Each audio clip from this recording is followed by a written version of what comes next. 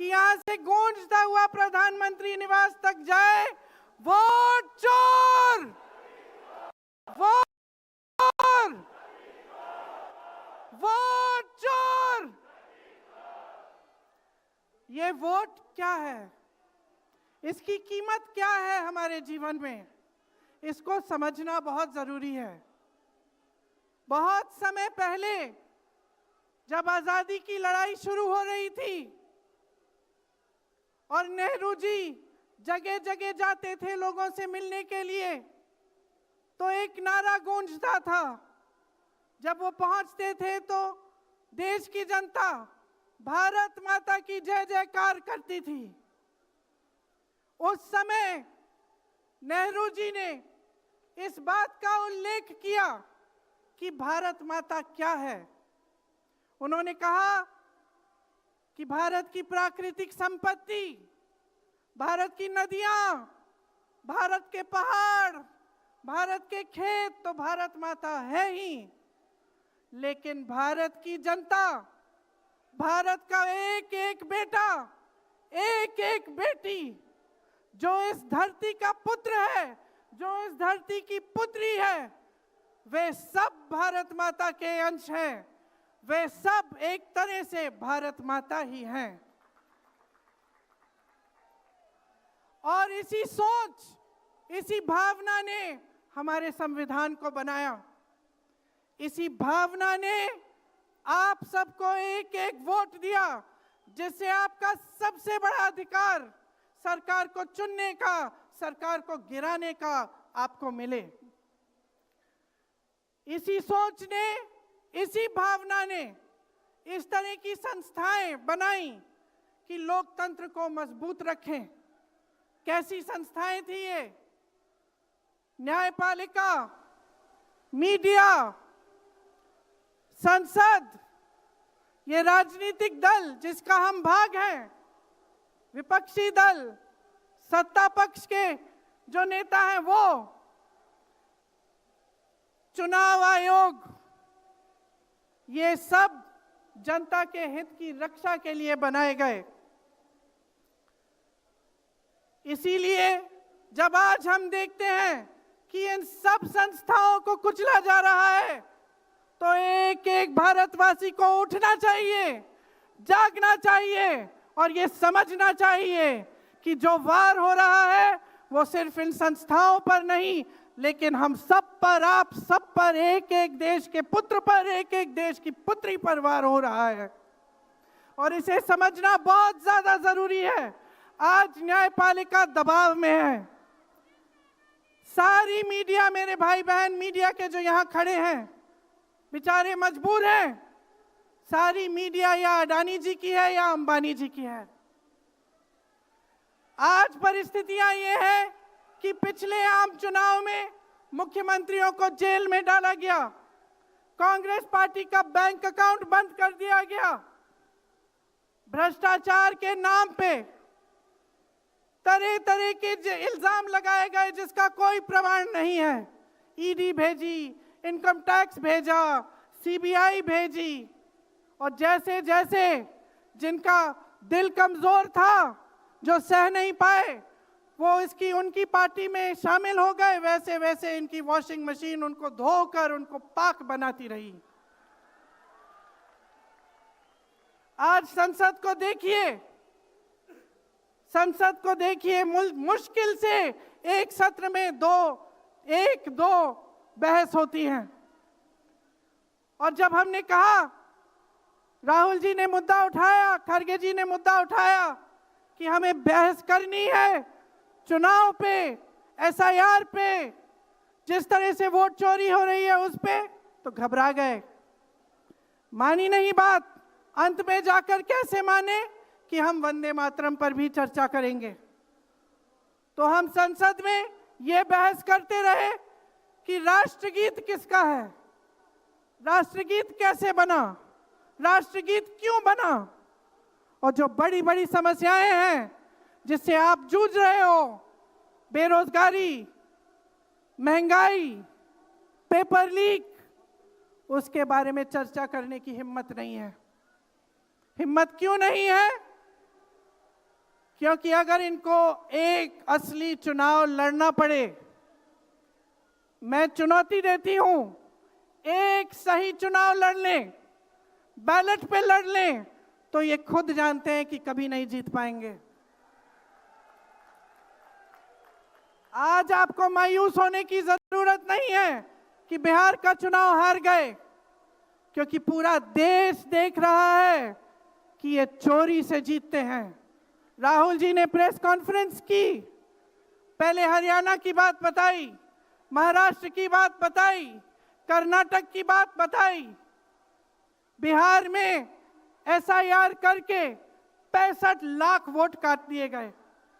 और अगर ये सारे प्रमाण आप अलग कर दें तो एक साफ और साधारण बात सामने आती है। आचार संहिता के समय 10-10 हजार रुपए आप पहुंचा रहे हो, कोई आपको रोक नहीं रहा है। चुनाव आयोग आंख बंद कर रहा है, आंख मूंद रहा है। तो अगर ये चुनाव चोरी नहीं है तो क्या है? इनके पास जवाब ही नहीं है। ये जानते हैं कि आज के दिन जनता इनसे नाराज है। देखिए, हिले हुए लगते हैं। संसद में मैं देखती हूं, आत्मविश्वास घट गया है।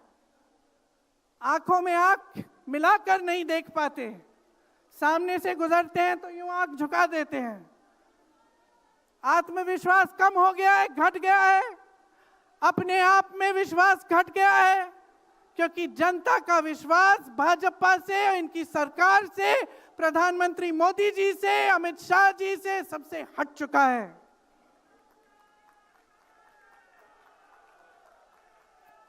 आज इनको चुनाव आयोग की जरूरत है। चुनाव आयोग के बिना ये चुनाव नहीं जीत सकते। और याद रखिए, चुनाव आयोग के जो मुख्य जो 3 अधिकारी हैं, उनके नाम आप याद रखिए, कभी मत भूलिए इनके नाम, क्योंकि ये आज हम लोकतंत्र पर वार कर रहे हैं। इतिहास में कभी ऐसा नहीं हुआ कि पूरा विपक्ष कह रहा है कि हमें विश्वास नहीं है चुनाव आयोग में, इन चुनाव में हमारा विश्वास नहीं है, ये चुनाव ठीक ढंग से नहीं किए जा रहे हैं। चुनाव की घोषणा से लेकर वोटर लिस्ट, आचार संहिता, प्रचार, मतदान, मतगणना, ईवीएम और नतीजे से तक हर कदम को, हर चीज को संदिग्ध बना दिया है इन्होंने। इनके साथ साथ सारी संस्थाएं इनके सामने झुक गई हैं, सरकार के सामने झुक गई हैं, इनको झुकाया गया है। राहुल गांधी जी ने बिहार चुनाव में लंबी यात्रा की एसआईआर के खिलाफ। क्यों की? क्योंकि एसआईआर में ये वोट काटकर चुनाव का नतीजा अपने पक्ष में करना चाह रहे थे। अब यूपी में शुरू हो गया है, 3 करोड़ नाम काटे गए हैं यूपी में। कितना योग्य है ये चुनाव आयोग भाजपा के लिए? ज्ञानेश कुमार, सुखबीर सिंह सांधू और विवेक जोशी, मेरे साथ बोलिए, ज्ञानेश कुमार, सुखबीर सिंह सांधू, विवेक जोशी। ये देश इन 3 नामों को नहीं भूलेगा।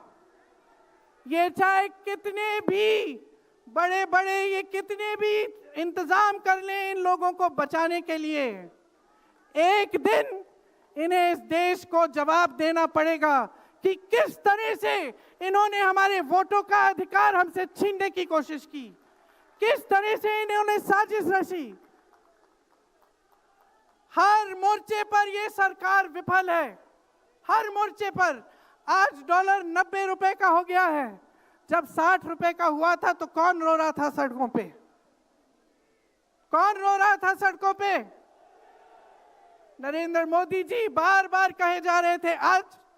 आज क्यों नहीं बोल रहे हैं डॉलर पे?